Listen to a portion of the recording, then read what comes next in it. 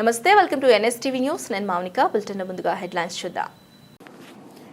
బంగారుపాళ్యం మండలం తగ్గువారిపల్లి గ్రామానికి చెందిన వైస్ సర్పంచ్ లోకనాథ్ నాయుడు, మాజీ సింగిల్ విండో అధ్యక్షులు హేమచంద్ర నాయుడు బ్రదర్స్కు చెందిన ప్లాట్లో గురువారం వేసిన బోరునందు 100 అడుగుల లోతు ప్రాంతంలో 3 ఇంచుల నీళ్లు రావడం పట్ల మండలంలోని ప్రతి ఒక్కరూ మంచి వేసవి కాలంలో ప్రభుత్వం అధికారంలో ఉన్న పార్టీకి చెందిన లోకనాథ్ నాయుడు, హేమచంద్ర నాయుడులకు ఇంతటి నీళ్లు రావడం మహా అదృష్టంగా భావిస్తున్నామని తగ్గువారిపల్లె గ్రామస్తులు పేర్కొన్నారు.